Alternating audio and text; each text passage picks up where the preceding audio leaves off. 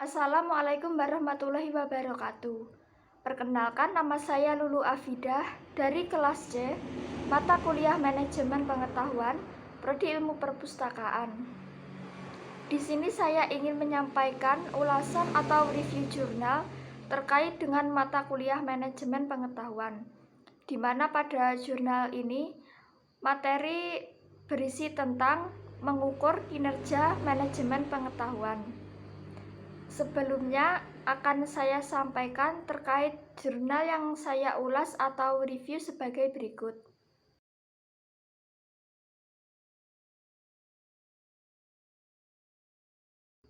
Tujuan dari artikel yang saya baca ini adalah untuk mengetahui indikator kerja mana yang harus digunakan ketika mengukur kinerja kegiatan dalam sistem manajemen pengetahuan, serta bagaimana kinerja pada manajemen pengetahuan ini diukur. Selanjutnya yaitu pengukuran kinerja sistem manajemen pengetahuan berbasis teknologi, sumber daya manusia, dan keuangan. Sistem manajemen pengetahuan dan pengaruhnya ini sangat berguna bagi kemajuan suatu proyek organisasi yang bersifat berkelanjutan. Satu pandangan menyatakan bahwa untuk memastikan kinerja organisasi secara keseluruhan, organisasi perlu mengelola dan mengukur sumber daya teknologi, manusia, serta keuangannya. Dalam mengukur kinerja ini, bertujuan untuk memvalidasi apakah upaya tersebut sepadan atau tidak. Suatu sudut pandang menyatakan bahwa proyek manajemen pengetahuan memiliki hasil yang nyata dan tidak berwujud. Maksudnya, yang pertama cocok untuk pengukuran yang dapat diukur, sedangkan yang kedua menghasilkan hasil yang berharga tetapi tidak dapat diukur dengan mudah, sehingga membuatnya menjadi sangat sulit untuk diukur. Berbagai alat dan teknik telah dikembangkan dan dibahas serta disajikan secara kronologis untuk menunjukkan bagaimana pengukuran kinerja manajemen pengetahuan yang telah berubah selama beberapa periode terakhir. Setiap alat dan teknik yang dievaluasi dan diklasifikasikan berdasarkan jenis tindakan dan pendekatan yang digunakan. Beberapa ahli telah mengemukakan bahwa masih banyak ditemui organisasi yang belum mampu mengembangkan metrik yang sesuai dengan bidang kualitatif. Seringkali pengukuran di organisasi tersebut melibatkan informasi yang terbatas serta penilaian yang lemah. Ada beberapa kemungkinan bahwa organisasi mencoba untuk mengukur, tetapi tidak mampu karena sistem pengukuran yang kurang memadai. Oleh karena itu, diperlukan adanya indikator kerja dalam menunjukkan apakah ada aktivitas pengetahuan yang telah berkembang atau tidak. Secara umum, ada 4 cara untuk mengungkapkan indikator kinerja, yaitu yang pertama, indikator beberapa kali suatu peristiwa terjadi. Yang kedua, rasio, yaitu beberapa kali suatu peristiwa terjadi dibandingkan dengan beberapa kali peristiwa itu bisa terjadi di jangka waktu tertentu. Yang ketiga ada presentasi, dan yang keempat adalah variabel boolean, yaitu apakah indikator menghasilkan apa yang seharusnya dihasilkan atau tidak.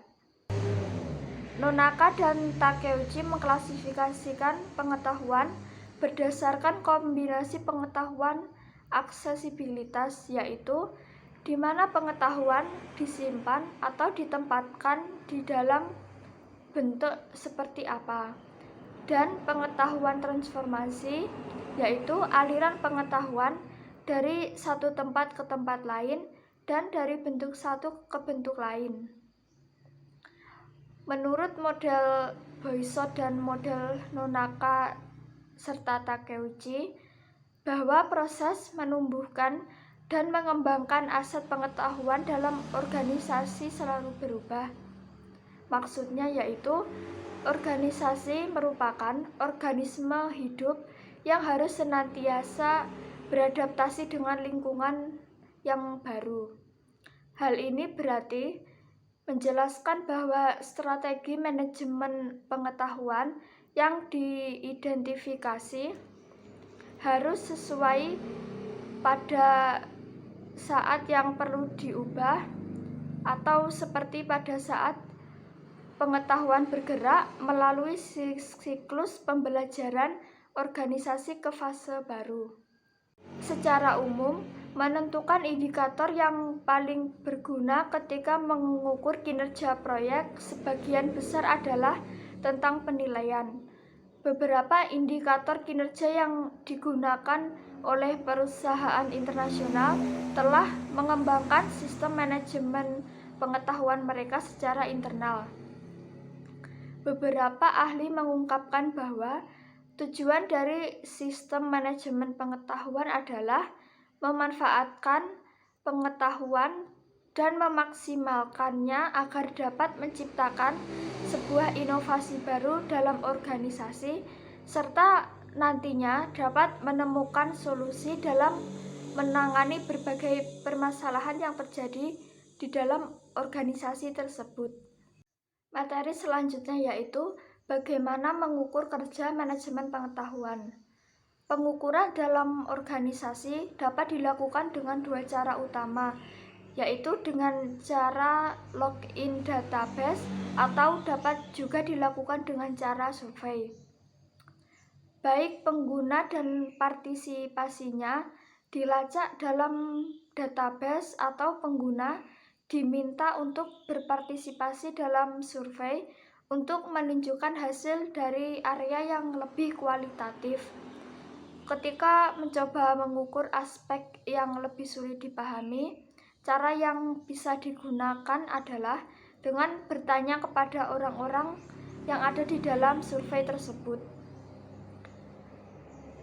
Balance scorecard adalah salah satu metode yang sangat penting bagi proses identifikasi untuk menangani hasil yang berasal dari indikator kuantitatif serta hasil yang berasal dari log database. Sedangkan untuk indikator kinerja kualitatif tidak menghasilkan nilai untuk dimasukkan ke dalam balance scorecard ini karena sangat bergantung pada pandangan subjektif pengguna. Di dalam organisasi maupun literatur, tidak ada metode atau alat yang mapan yang mampu menangani hasil kuantitatif serta kualitatif.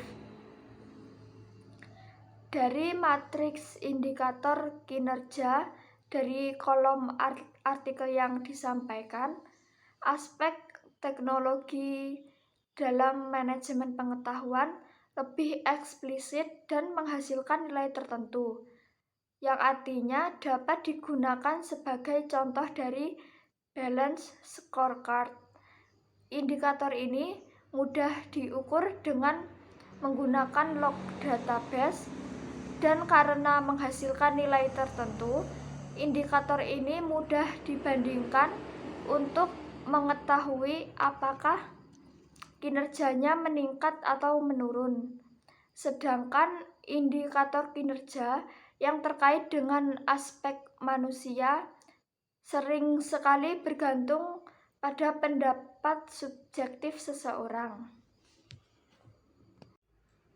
Dari materi yang telah saya sampaikan tadi, dapat ditarik kesimpulan bahwa organisasi akan terus mencari cara inovatif untuk memanfaatkan manfaat dari aset pengetahuan mereka.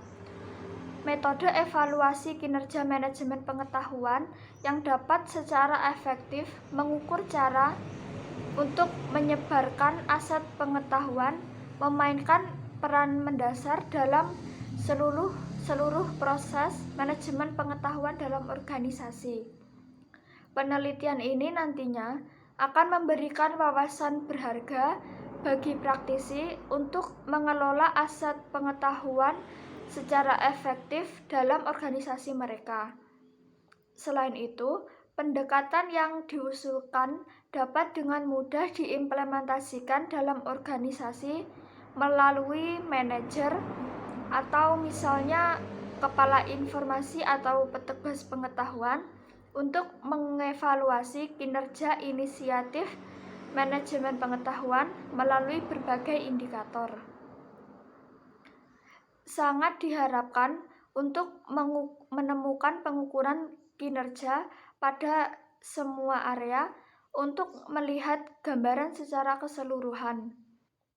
Saat mengukur kinerja sistem manajemen pengetahuan, sejumlah indikator kinerja dapat diterapkan pada sistem yang dikembangkan dan menimbulkan kebutuhan untuk memilih ukuran mana yang paling sesuai dalam proyek tersebut.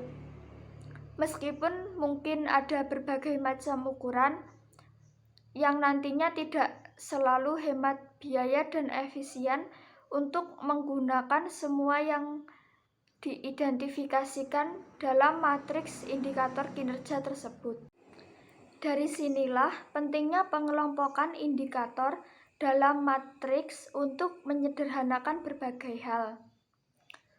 Pendekatan yang berbeda untuk mengukur kinerja sistem manajemen pengetahuan setuju pada mengklasifikasikan efek tersebut pada 3 domain utama, yaitu proses, manusia, dan juga teknologi informasi. Merangkum indikator kinerja yang diklasifikasikan ke dalam matriks kategorisasi dengan 3 kategori atau dimensi utama.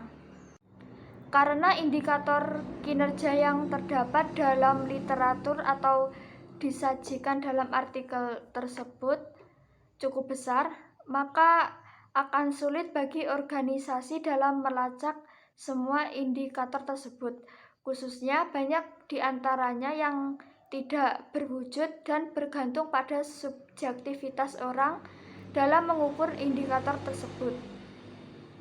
Disarankan organisasi untuk membawa matriks ini ke dalam tingkat yang lebih ringkas. Yang maksudnya dengan hal tersebut adalah mengembangkan kriteria untuk mengurangi tingkat subjektivitas ketika mengukur pengaruh sistem manajemen pengetahuan yang dikembangkan. Bobot yang berbeda kemudian akan diberikan untuk setiap elemen dalam kriteria ini. Demikian materi yang dapat saya sampaikan. Apabila ada kesalahan dalam pengucapan kata-kata, saya mohon maaf yang sebesar-besarnya. Wassalamualaikum warahmatullahi wabarakatuh.